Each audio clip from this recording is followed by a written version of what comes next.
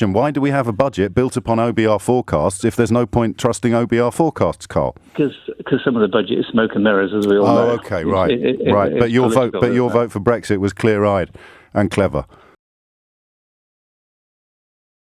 So in light of even the Daily Telegraph now admitting that Brexit has been a complete economic disaster, I thought it would be good to return to this video where you're going to see a Brexit caller call James and demand that we all heal and move on.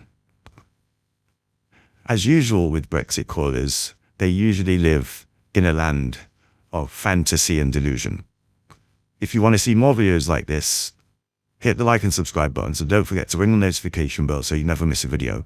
Now let's watch this together and I'll give you my thoughts at the end. I think it's time we started talking about healing and moving forward together as a country, really. We all accepted... You've got to acknowledge the wounds first, haven't you?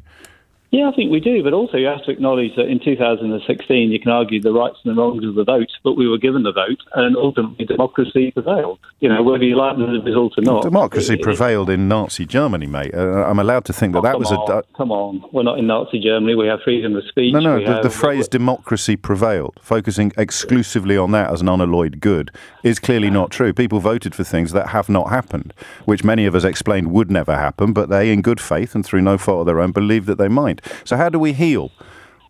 Well, we heal by hopefully people like yourself, the media generally, accepting that it's not perfect. I actually got it out. I was fortunate enough to go to hustings that were run by David Cameron and Michael Gove, so I actually got to listen to both sides of the argument.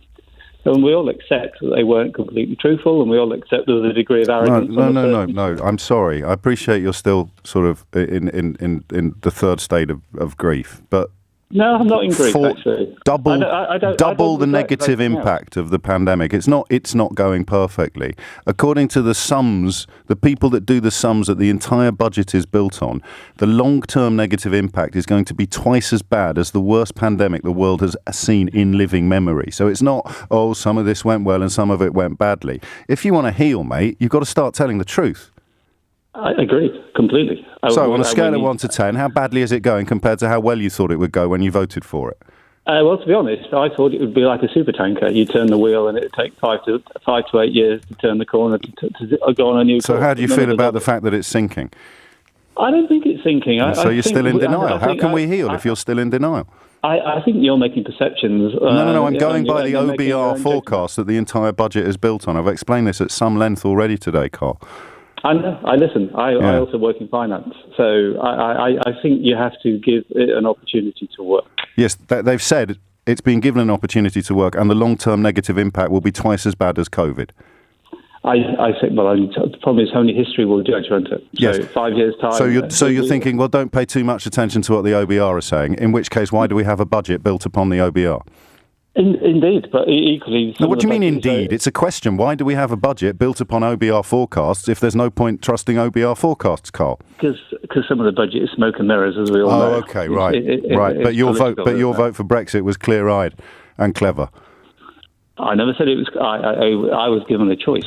So, let's go back to the question of healing, then. What does healing look like while people like you are still talking twaddle? Well, this is healing coming over the radio, isn't it? You'll say I'm talking twaddle, but I respect your view. You should respect my view. I don't respect your view because it's been proved wrong. You thought Brexit would improve my country. It's making everything worse. What's to respect in that, Carl? But equally, I'm still being polite to you, not the other way around. You have very little choice but to be polite. Tell me what I should respect about the view that you had that Brexit would improve my country and my life. You accept that we were given... No, respect. What should I respect about that view? That you should respect that I went into a booth and followed my democratic right to vote. What should I respect about your view that my life and my country would be improved? Look, at the time of the vote... Well, the problem is we're going back over old ground, aren't we? No, we're not. This is a brand new question. I've never spoken to you. What should I respect about your view that my country and my life would be improved? Because I'd love to heal. So what should I respect about that view? That given the time and given the information we were provided, and the key was we were provided... No, I had the same information as you, mate, and I knew this was going to happen, so that doesn't fly. What should I respect about your view that my country and my life and my children's future would be improved by the thing you voted for? Okay. Well, first and foremost, you've obviously had the brilliance of foresight that the rest of us didn't. No, mate, I just had my eyes open. What should I respect about your view that this would be good for me, for my country, my future, and my children? Just give me one thing I should respect about that view, Carl. Well, as I just said, we're going over old ground, aren't we? No, we can't go over old ground until we've been on it once. You haven't given me one thing that I should respect, and I'm going to give you one more go. Okay, one more go. You should respect that I was given a democratic vote, and I followed. That's not your view. The view that you had that my country would be improved, that my life would be enhanced, that the economy would be benefiting, and my children's future would be better. That was your view. You want me to respect it. I'm happy to if you give me one tiny scintilla of a reason why I should. Okay. My view at the time, in the short term, I know we'd go through some short-term pain, which we're currently doing. No, we're going through double the negative impact of COVID for the rest of our lives. So what should I respect about your view? But COVID is a separate issue to... What should I respect about your view, Carl? Give me one thing that I should respect about your view that has been proved horribly and spectacularly wrong.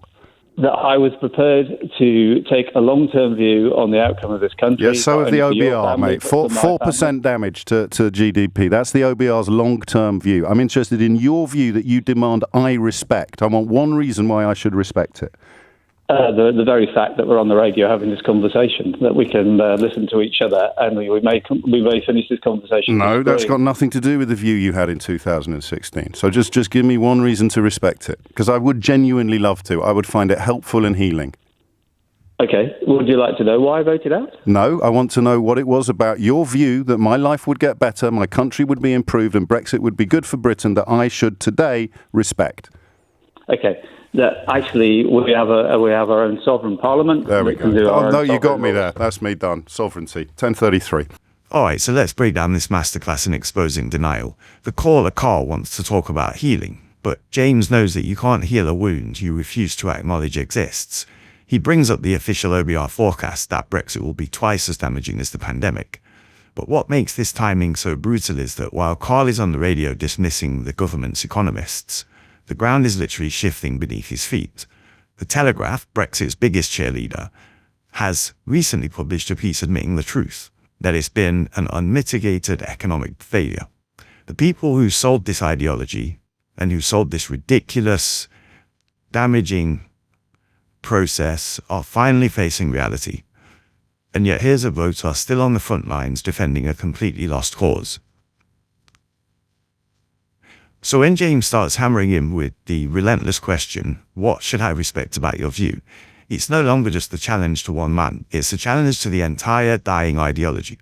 Carl can't provide a single benefit, a single reason for respect, because the intellectual and economic case for his position has completely evaporated, even within the very media that once championed it.